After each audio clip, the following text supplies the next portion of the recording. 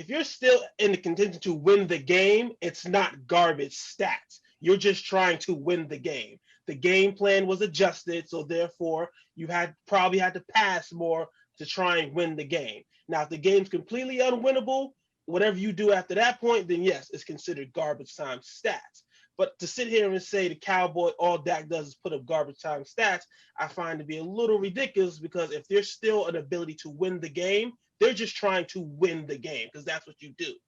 Mm-hmm. So, Rick, what were your takeaways from week 4? Were you anything special or your biggest point or takeaway that stands out of week 4? So one thing I'll say before my takeaways is kind of piggyback off of what Chap's message. Like, I understand that, and it's not to say necessarily all of Dak's production is garbage time stats. Specifically in that game, you got a 2-quarter stretch where that offense was doing nothing. They weren't getting any yardage. They weren't scoring any points. You get blown out 34-0 over a stretch of 2 quarters. That game was over. Everybody is always trying to win the game. You could be down 100-0, and you're still trying to win the game. Doesn't mean you have a chance to win the game. You know what I mean? So, I mean, but that's the thing. They may as well have been down 100-0 coming out that 3rd quarter. You know what I mean? So I think that's where Ray was going with that. To me, in my opinion, you got Dak out there shining statistically, but that team is trash, man. And kind of segueing into some of my thoughts, first and foremost, man, the NFC least. We've got to do something about this division. I mean, they're 3-12-1 combined right now. You know, just a quarter of the way into the season as a division, 3-12-1. I mean, it's miserable. We mentioned Dallas already. With all that firepower they got on offense, there's no excuse for that. Eagles, another team, despite, you know, what you may say at the receiver position, talented nonetheless, no excuse for that. Washington is Washington. You've got a new regime in here now. You already see they're pulling Haskins, and he ain't even being dropped to 2. He's being dropped to 3. So as far as I'm concerned, he may as well be getting walking papers. You know what I mean? And then the Giants, you know. And then the Giants are the Giants. So well, listen, I mean, that division. Thank you, Rick, for my transition. I don't know if you kind of knew my segue and what I was going to go to, but Paul, guess what? Doug Peterson still has a job. So week 5, baby, he still has a job. And you're on the Doug Peterson watch. So now on my board, we have that Doug Peterson watch for Paul Lawson. Paul, you have to say that Doug Peterson is still employed. Here's what I would say. Bill O'Brien isn't. But go ahead. Yes. The reason Doug Peterson still has a job is actually not even because Doug Peterson won on Sunday Night Football. If the Cowboys actually had even thought about playing defense, we would be talking about a Cowboys team that's 3-1, possibly 4-0, with the Eagles being 3 games behind them 4 games into the season. But they are so bad that with 1 win, they are in first place in the division. How could you fire Doug Peterson? Right? It's not possible yet. Yo. Not yet. I mean, he's not going nowhere, man. In that division, make the playoffs. It would be unheard of in NFL history. Any other big takeaways before we get to our game balls from week 4, Trav? Anything else that stands out to you?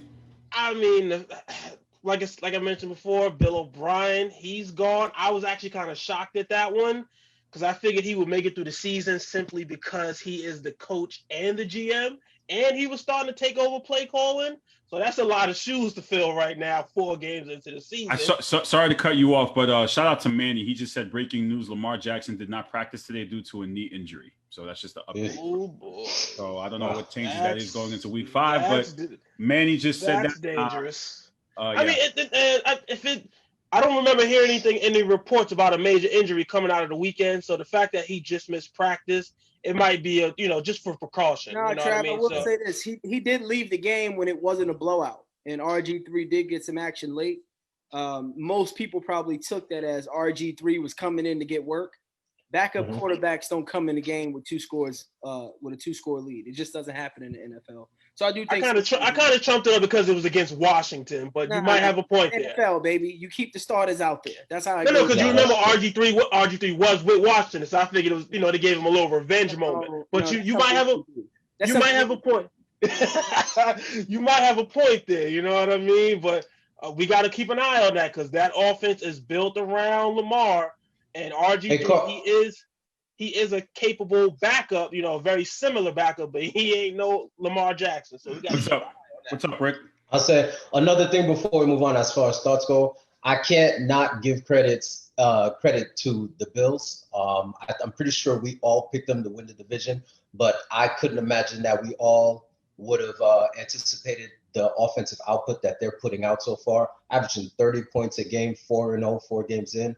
I mean, Stephon Diggs transitioned over there effortlessly, looks better than he's looked in Minnesota, looks happy, which is great. And Josh Allen, while we're talking about your Russell Wilsons, Aaron Rodgers, Pat Mahomes of the world, Josh Allen is quietly out there just slinging the rock, man. So I got to give credit to the Buffalo Bills, man. They look really good on offense, no less. Their defense hasn't been dominant yet this year, and that's supposed to be the better side of the ball. So that could be a dangerous. But I mean, team going into the season, I think we did a preseason show where most of you guys predicted that the Bills would win the division. So definitely. I think it was kind more of by a default situation. Exactly. Yeah, it was by default. I think it was by default. I don't think any of us thought they'd look this good offensively. We didn't see Josh Allen taking the leap this year. I mean, he's taking a huge leap. Right. Huge leap. All right, so A-list, let me start with you with your game balls, offensive and defensive players. I'm going to switch it up this week. I'm going with 2 offensive players. I'm sorry if I'm breaking the rules, but I just have to. So there's a lot for the defense. What, didn't you play defense? There was a lot of bad defense out there this week. All right, no standouts. Joe Mixon for the Cincinnati Bengals. He came into the week as of Sunday. He was questionable with a chest injury. 28 touches, 190 yards, 3 touchdowns, and won somebody, I think, $50 million or something crazy like that online sports betting because he was the best player on that guy's card. And also the 43-year-old Tampa native now, Tom Brady, 369, 5 touchdowns without, I think, his number 1 target in Chris Godwin. Some would say it's Mike Evans, who was also hurt. Tom Brady was down big early, and it was a legendary comeback performance against the Chargers, who is good defensively. So Tom Brady. I got Mixon and Brady. All right, box office, who are your game balls going out to this week? Offensively, I'm gonna go to Odell Beckham, man. We were starting to question him out there. It didn't look like that chemistry was right, but he showed up big for them, man. He had 5 receptions for 81 yards and 2 touchdowns, and then he added 2 rushing attempts for 73 yards and another touchdown. Big game by him. Defensively, because defense wins games out here. I don't care what Paul says. I'm going to give it to Zadarius Smith of the Packers, man. 6 tackles, 2 assists, 3 sacks, and 4 tackles for losses against the sorry Atlanta. Dan Quinn. For some reason, now I'm really on the bandwagon of firing that man, because we already knew you couldn't play defense, but now your offense couldn't score. Yeah. What's going on? Offense was inept, man. Well, that was ugly. Well, that's the definition to Carl's answer 2 questions ago. Matt Ryan's numbers is the definition of putting up numbers in garbage time. Dak Prescott's is not. Yeah, yes. I can 100% agree with that one right there. Okay, Rick, who are you giving your game balls out to for week 4? All right, so y'all killed me for giving it to a guy who lost last week. So I gotta say, before I even give my game ball, I gotta shout out my guy Kittle, man. Came back from injury and straight balled out, and also single-handedly won me 2 leagues last week. So shout out to Kittle, but they lost. So forget him. He killed me. Forget him. Yeah, shout out to him, but they lost. So I don't think I've ever seen a stat line where someone was targeted 15 times and had 15 catches. It's crazy. From right off the injury. The quarterback. Right off an injury, no less. Let's remember the guy just came off of an injury, first game back. So I'm not going to give it to him. I had to shout him out. But in the spirit of Kittle, I'll give it to another white tight end, Robert Tonyan on Monday Night Football.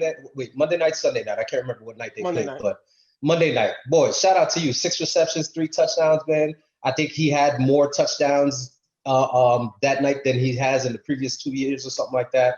Awesome performance. Shout out to you. Again, on the defensive side, I know I can't give it to a losing player again, but I got to shout out my Haitians, man. Shout out to Pierre Desir. He balled out for the Jets, man.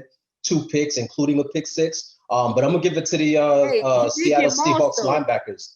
Was that? Did get mossed by Jerry Jeudy. True, but when you get a pick six, that kind of balances out, So but yeah, I'm gonna give my game ball to the Seattle Seahawks linebackers, man. Like I actually watched that game start to finish, being a Dolphin fan. Bobby Wagner and KJ Wright specifically were all over the field all game, so I got to give my game ball to them on defense. Hey, Carl, I'm starting to see. Hold on, Paul. Let me throw a game ball in there for my man Greg, with the honey badger who picked off a pick six for a dropped screen pass. I know that was very clever in the sports group, so I feel like I had to bring that to the table. Travis, you have one more quick point. Yeah, Rick out there, he giving shout outs to players that I'm starting to feel like Rick was that coach. Shout out to Haiti. Right. No, he giving out shout outs to players that long. Rick was that listen. coach.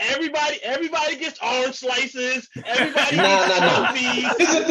Here's the thing. Here's my look at it. Hey, listen, Rick. Hey, listen, Rick. Are you the soccer dad? Keep it real. Are you the soccer dad? Nah. Here's the way I look at it. First things first, when it comes to any Haitians balling out, man, you already know I'm shouting out. 100. So yeah. I don't care if they lose. I don't even care if they're on the Jets. I'm shouting out my Haitians who are representing. No, but like specifically though, again, I understand when it's a team game. Everybody has to do their part to win. But every once in a while, even in a losing effort, there are some guys that completely stand out above the rest. And it's okay to, call that out. Because even if you go to the film and, after a loss, when you in the game room, you ain't going to sit here and not tell Kamara he had a damn good game last week. You ain't going to sit there and not tell Kittle he had a damn good game this past week as well, just because they lost. So, I get it. Game balls should be going to the winner. But every once in a while on the losing side, man, somebody's out there doing something spectacular, and that's okay to shout out. All right, that's a participation trophy back there, Rick. That's my reigning defending, man. Listen, that's my reigning defending right there. Listen. Let's not hate on the participation trophies, because some of us who are unathletic have some of those in the archives. All right, so leave the participation people alone. That's me. I'll be the first to admit it. I have a few of those. Don't tell us that. I gotta bring that up. I have a few of those. All right. I'm gonna have this sit with me.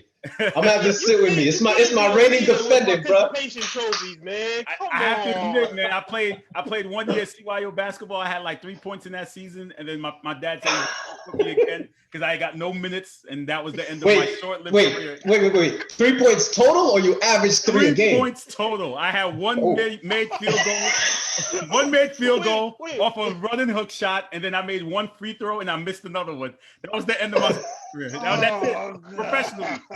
Number 42 retired at the rafters, baby. CYO basketball. Let's talk about this, yo. I'm not ashamed of my stats. It is what it is. But gentlemen, let's move on to week 5. I don't know if we should call this a rematch going into tomorrow night's matchup. We have Nick Foles versus Tom Brady. I mean, it's kind of a rematch, but they're on different teams. So what do we have here? Here's a fun fact. Tom Brady is 7-0 career on Thursday night football games, most by any quarterback. Box office, who do you have here in this game?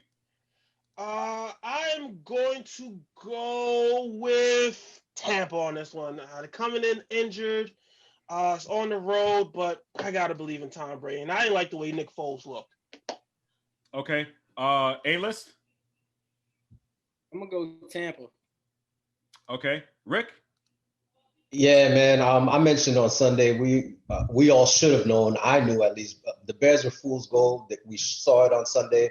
They yanked Mitch out there.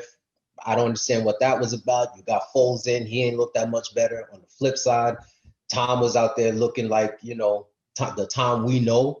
No matter who's out there, they've got injuries on their side as well. No matter who it is out there, he's slinging it. They doing their thing. They starting to get into a groove, which we anticipated they would. I mean, this is an easy one, man. The Bucs will probably blow the Bears out. All right, and I'm thinking a big Gronk day. I mean, no Godwin. Evans is looking injured out there, and we haven't seen him yet. We haven't seen him shine yet. He's good. Howard tore his Achilles, so this might be a game for a big Gronk day to come to make his return. And we have coming in the commissioner self-proclaimed said he got the Bucs too. So we're going to put that on record. He's saying the Bucs.